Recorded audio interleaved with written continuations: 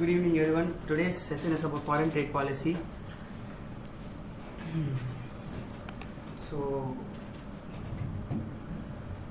FTP was introduced to grow the Indian export of goods, services, generating employment. So, the foreign trade policy's main motive was to improve the Indian export of goods and create some employment and to create an employment and increase the value addition in the country. So, through implementing this policy, seeks to develop the manufacturing and service sectors. That is, to implement if we implement this policy, it will. By implementing this policy, the manufacturing and service sectors may improve, and it may give a future to our country. So, Indian government has introduced a new scheme called RODTEP on Jan 2021. So, the main cause of RODTEP is like the US has filed a case against Indian government,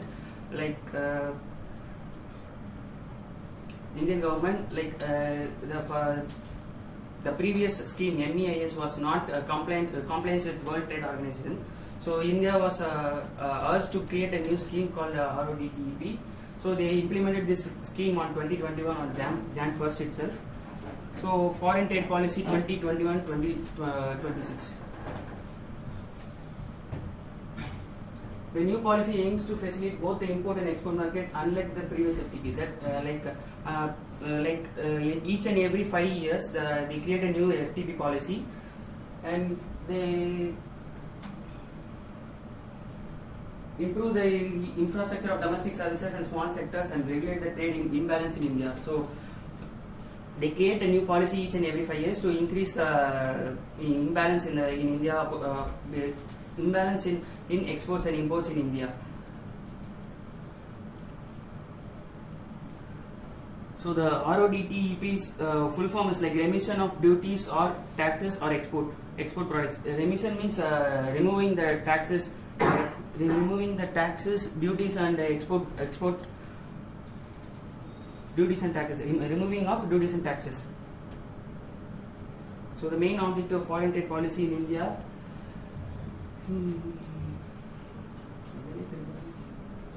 These policies are introduced to enhance the foreign exchange and achieve the economic development of the country. So, to gain some market in foreign market, India has to improve their import and export policies. So, the main objective is to boost the economy and grow the export and import process in India, to improve the balance of payment and trade, to generate workforce environment, to provide consumers with goods and services of utmost quality and with effective cost. So, bringing this RODTEP's main cause was to create some manufacturing, the products to be manufactured in India. So, we can create a market overall around the world. So, the main object was this, to create RODTEP. So,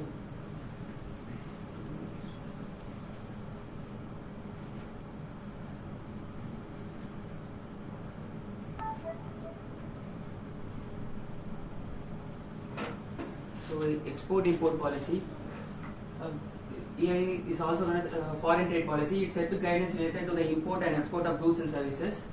As I said previously, the policy will be changed every 5 years.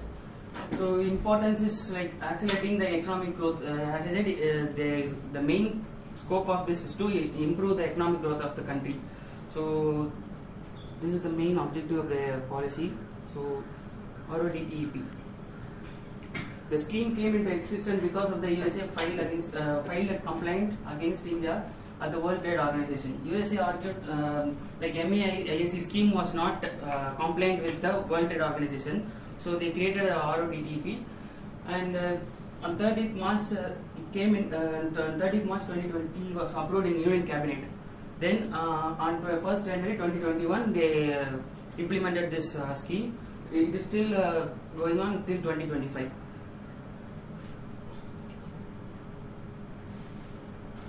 So according to DGFT verification, the RODTP scheme support will be provided to eligible exporters at a notified rate as a percentage of freight on board value. Rebates on certain export products will also be subject to a value cap per unit of the exported product. So freight on board means the buyer is responsible for the cost involved in transporting the goods from the seller's warehouse. Like if a buyer is going to import from our country, the buyer has to will be responsible for the cost. It's like freight on board means. The scheme will ensure that the sectors receive the refunds on the embedded taxes and duties previously non-recoverable. The main motive of the scheme is to before the Mandi tax, VAT, coal sales, central excise duty on fuel, etc. will not be refunded in MEIC scheme. But in RODTP, they are refunding the taxes which they have paid. So the main motive is to refund those taxes in the way of RODTP scheme. So features of RODTP: remission of taxes, duties, levies, multi-sector scheme, technologically advanced, automatic tax assessment. So in RODTP, the multi-sector companies are getting involved. So there is no restriction for some other sector, and the textile industry should not do anything like that. No restrictions are not there. So every sector will be included in this scheme. So remission of taxes, duties, levies. RODTP covers reimbursement of duties and taxes which are levied at central and local level, are not refunded under any other mechanism. Further items which were currently under MEIC and ROSCLT schemes will be shifted towards the RODTP scheme. There is MEIC scheme and ROSCT, and that is SCT means textile scheme, that is also comes under RODTP. And the reimbursement of duties and taxes, that I already said, that the taxes will be refunded. Multi-sector scheme. Under RODTP, all sectors, including textile sectors, are covered. So they ensure uniformity across. So every sectors will be included in the scheme. So the uniformity continues. So any misunderstanding won't be taken into action. Additionally, dedicated committee will be set up to decide regarding the sequence of introducing various sectors. Next, technologically advanced scheme. To enhance the ease of doing business, government has introduced various digital platforms to implement the export promotion scheme. As like we have GST, they have created technologically improved the scheme. Through this, if an exporter or importer gives the bill under RODTP, they can credit, they can avail the credit like e-script, that is called as e-script, that will be automatically registered in ledger, that is electronic ledger. So they can, if they can use that credits e-scripts when they have to pay any, they can convert the e-scripts into money. It's like refund. They can the expenses can be refunded, the taxes which they said. Automatic tax assessment. The refund will be issued in the form of transferable electronic slip, that is e-scripts. These duty credits will be maintained and tracked through an electronic ledger. As I said, they will maintain this at the electronic ledger. To avoid double taxation, tax assessment is to become fully automatic under the RODTP. So this scheme is under automatic scheme. So if they select RODTP, automatically the e-scripts will be generated. So procedure to avail the benefits under RODTP. There are 4 mandatory steps avail the benefits under RODTP scheme as follows. Declaration in the shipping goods. As I said, they have to declare that this import or export is under RODTP. Then before that they have to register under ISKate registration. They have to create a credit ledger under the RODTP, and the application procedure and call generation will be coming things will happen. So it is declaration in the shipping bill. It is mandatory for the exporters to indicate in their shipping bill whether or not they intend to claim RODTP on the items from 1/1/2021, that is Jan 2021. In this, as I said, they have to select the scheme when they give the bill. It's like if they produce a bill, they have to select the scheme. It is under RODP scheme, so we can avail the e-script, and everything will be updated in the credit ledger.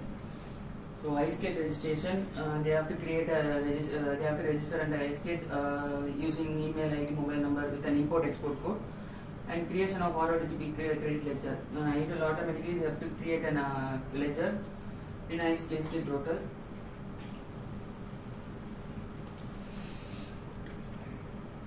Procedure to avail the benefits under RODP.